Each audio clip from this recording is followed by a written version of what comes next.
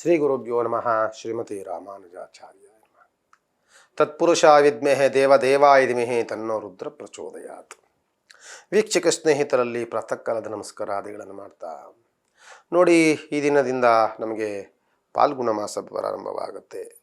ಪಾಲ್ಗುಣ ಮಾಸದಲ್ಲಿ ಶುಭ ಕಾರ್ಯಗಳಾಗುತ್ತೆ. ಶುಭ ಕಾರ್ಯಗಳಿಗೆ ಏನು ತೊಂದರೆ ಇಲ್ಲ. ಈಗ ಶುಭ ಕಾರ್ಯಗಳ ಕಡಿಮೆ ಏನಕ್ಕೆ ಮಾಡ್ಕೊಳ್ತಾರೆ ಅಂತ ಅಂದರೆ, ಎಲ್ಲ ಮಕ್ಕಳಿಗೂ ಎಕ್ಸಾಮ್, SSLC ಎಕ್ಸಾಮು, PUC ಎಕ್ಸಾಮ್ಗಳು ಎಲ್ಲ ಜಾಸ್ತಿ ಇರೋದ್ರಿಂದ ಸ್ವಲ್ಪ ಫಂಕ್ಷನ್ಗಳನ್ನು ಕಡಿಮೆ ಮಾಡ್ಕೊಳ್ತಾರೆ ಹೊರತು, ಆದರೆ ಈ ಮಾಸವೂ ಸಹ, ಪಾಲ್ಗುಣ ಮಾಸವೂ ಸಹ ಶುಭ ಕಾರ್ಯಗಳಿಗೆ ಅನುಕೂಲವನ್ನು ಮಾಡಿಕೊಡುವಂತಹ ಮಾಸವೇ ಆಗಿರುತ್ತೆ ಅಂತ ಹೇಳ್ತಾ ನೋಡಿ, ಈ ದಿನ ಸೋಮವಾರ 11ನೇ ತಾರೀಕು, ಉತ್ತರ ಭಾದ ನಕ್ಷತ್ರ, ಶುಭಯೋಗ ಭವಕರಣ ಅಂತ ಇರುವಂಥದ್ದು. ಅಂದರೆ ಅಮಾವಾಸ್ಯೆ ಮಾನ ಬೆಳೆಗೆ ಇರೋದ್ರಿಂದ ಅಷ್ಟೇನು ಒಳಿತು ಮಾಡಲಿಕ್ಕೆ ಸಾಧ್ಯವಾಗದಲೇ ಇರುವಂತಹ ದಿನ. ಇದನ್ನು ಮೇಷರಾಶಿಯವರಿಗೆ ನೋಡಿ, ತಂದೆಯ ಜೊತೆಯಲ್ಲಿ ಅತ್ಯಂತ ಪ್ರೀತಿ ವಾತ್ಸಲ್ಯ, ನಿಮ್ಮ ಆಲೋಚನೆಗಳಿಗೆ ತಂದೆಯಿಂದ ಸಹಕಾರ ಸಹಯೋಗ, ಕೆಲಸದಲ್ಲಿ ಪ್ರಗತಿ, ಹೊಸ ಹೊಸ ಉತ್ತಮವಾದಂಥ ಕೆಲಸಗಳ ಆಗಮನಗಳು, ಜೊತೆಯಲ್ಲಿ ತೃಪ್ತಿಕರವಾದಂತಹ ವಾತಾವರಣವನ್ನು ಸೃಷ್ಟಿ ಮಾಡುವಂತಹ ದಿನ ನಿಮ್ಮದಾಗಿರುತ್ತೆ.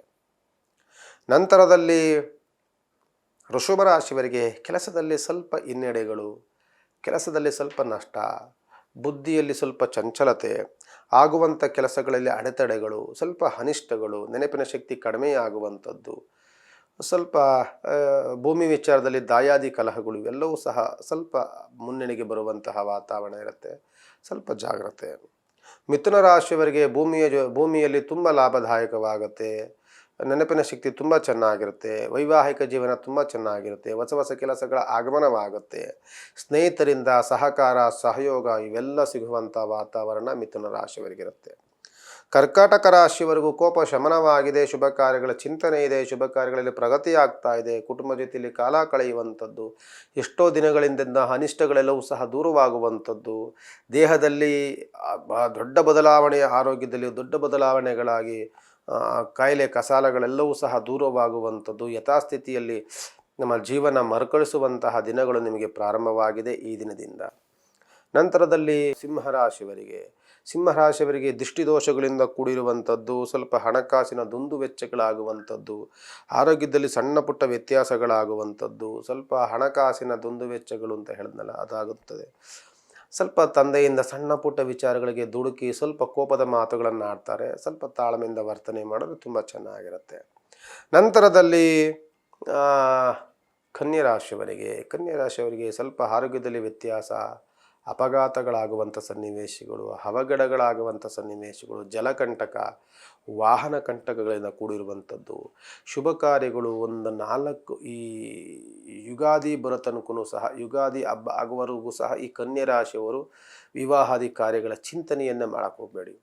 ಯುಗಾದಿ ಹಬ್ಬದ ಆದ ಮಾರನೇ ಬೆಳಗ್ಗೆನೇ ಮದುವೆ ಮುಂಜಿಗಳಿಗೆ ಪ್ರಯತ್ನ ಪಡಿ, ಖಂಡಿತವಾಗಿ ಒಳಿತಾಗುತ್ತೆ. ಸ್ವಲ್ಪ ಜನ್ಮದಲ್ಲಿ ಕೇತು ಮತ್ತು ಚಂದ್ರ ಸೇರ್ಕೊಳ್ಳೋದ್ರಿಂದ ಸ್ವಲ್ಪ ಆರೋಗ್ಯದಲ್ಲಿ ವ್ಯತ್ಯಾಸವಾಗುತ್ತೆ, ಜಾಗ್ರತೆಯನ್ನು ವಹಿಸಿ. ನಂತರದಲ್ಲಿ ತುಲಾರಾಶಿಯವರಿಗೂ ಸಹ ಮನಸ್ಸು ಚಂಚಲವಾಗುತ್ತೆ. ಮನಸ್ಸು ಬಹಳ ಅಹಂಕಾರವನ್ನು ಪಡುತ್ತೆ, ತುಂಬ ನಿಷ್ಠುರವಾಗಿ ಮಾತನಾಡುತ್ತೆ, ಮತ್ತು ಕೊಬ್ಬಿದ ಮಾತುಗಳು, ದುರಹಂಕಾರದ ಮಾತುಗಳನ್ನು ಆಡಿಸುತ್ತೆ. ದೊಡ್ಡವರು ಚಿಕ್ಕವರು ರೆಸ್ಪೆಕ್ಟ್ ಇಲ್ಲದೆ, ಗೌರವ ಇಲ್ಲದೆ ಅಗೌರವವಾಗಿ ನಡ್ಕೊಳ್ಳುವಂತಹ ಬುದ್ಧಿಯನ್ನು ತುಂಬುತ್ತೆ. ಸ್ವಲ್ಪ ಜಾಗ್ರತೆಯನ್ನು ವಹಿಸಿ. ಸ್ವಲ್ಪ ಮಾಡುವಂಥ ವ್ಯವಹಾರದಲ್ಲಿ ಪ್ರಗತಿಯನ್ನು ಕಾಣಬೇಕು ಅಂತ ಅಂದಾಗ ನಾವು ಸಹ ಅದೇ ರೀತಿಯಾದಂತಹ ನಡವಳಿಕೆಯನ್ನು ನಾವು ನಡೆಸ್ಕೊಳ್ಬೇಕಾಗ್ತದೆ. ಅದರಿಂದ ಸ್ವಲ್ಪ ಜಾಗ್ರತೆ, ಸ್ವಲ್ಪ ಗೌರವದಲ್ಲಿ ನಡ್ಕೊಳ್ಳಿ. ಹಣಕಾಸಿನ ಅನುಕೂಲವಂತೂ ತುಂಬ ಚೆನ್ನಾಗಿದೆ. ಸ್ವಲ್ಪ ನಾವು ಧರ್ಮ ಕರ್ಮಗಳನ್ನು ಪಾಲನೆ ಮಾಡ್ಕೊಂಡು ಬಂದಾಗ ಇನ್ನೂ ಅನುಕೂಲವಾಗುತ್ತೆ ತುಲಾರಾಶಿಯವರಿಗೆ ಅಂತ ಹೇಳಬಹುದು. ವೃಶ್ಚಿಕ ರಾಶಿಯವರೆಗೂ ಸಹ ಲಾಭದಾಯಕ, ವ್ಯವಹಾರದಲ್ಲಿ ಪ್ರಗತಿ, ಕುಟುಂಬದಲ್ಲಿ ಸೌಖ್ಯ, ಜೊತೆಯಲ್ಲಿ ಬಂಧು ಮಿತ್ರ ಸಹಕಾರ ಸಹಯೋಗ, ಕೆಲಸ ಮಾಡುವಂತಹ ಜಾಗದಲ್ಲಿ ಉತ್ತಮವಾದಂತಹ ಬೆಳವಣಿಗೆ ಇದೆಲ್ಲ ಸಿಗುವಂತಹ ವಾತಾವರಣಗಳು ಖಂಡಿತವಾಗಿ ವೃಶ್ಚಿಕ ರಾಶಿಯವರಿಗಿರುತ್ತೆ. ಧನುಸ್ಸು ರಾಶಿಯವರಿಗೆ ವ್ಯವಹಾರದಲ್ಲಿ ಪ್ರಗತಿ ಇದೆ. ಹೊಸ ಹೊಸ ಕೆಲಸಗಳ ಆಗಮನವಿದೆ. ಕೆಲಸ ಮಾಡುವಂತಹ ಜಾಗದಲ್ಲಿ ಮೇಲಧಿಕಾರಿಗಳಿಂದ ಪ್ರಶಂಸೆ ಮಾತುಗಳು ಸಿಗುವಂಥದ್ದು, ಕೋರ್ಟು ಕಚೇರಿಗಳಿದ್ದರೆ ಜಯದ ವಾತಾವರಣಗಳು ಇದೆಲ್ಲವೂ ಸಹ ಧನುಸ್ಸು ರಾಶಿಯವರಿಗೆ ಸಿಗುತ್ತೆ.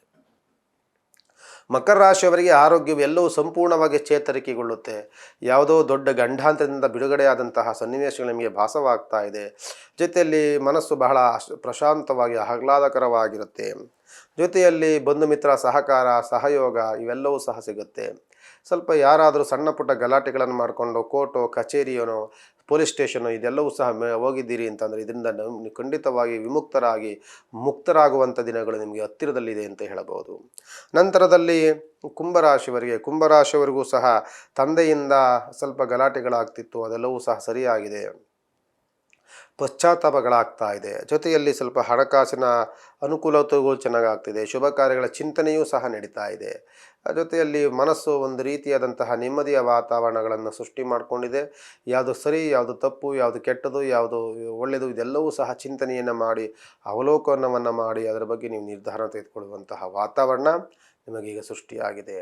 ನಂತರದಲ್ಲಿ ಮೀನರಾಶಿಯವರಿಗೂ ಸಹ ರವಿ ಮತ್ತು ರಾಹು ಎರಡು ಜೊತೆಯಲ್ಲಿ ಸೇರಿಕೊಳ್ತಾರೆ. 1 ತಿಂಗಳುಗಳ ಕಾಲ ಇದಿರುತ್ತೆ. ರವಿ ರಾಹು ಬಂದಾಗ ಮೀನರಾಶಿಯವರಿಗೂ ಸಹ ಆರೋಗ್ಯದಲ್ಲಿ ವ್ಯತ್ಯಾಸವಾಗುತ್ತೆ. ಸ್ವಲ್ಪ ಜಾಗ್ರತೆಯನ್ನು ವಹಿಸಬೇಕಾಗ್ತದೆ. ಅತಿಯಾದ ಸುತ್ತಾಟಗಳು ಅಲೆತಾಟಗಳು ಬರುತ್ತೆ.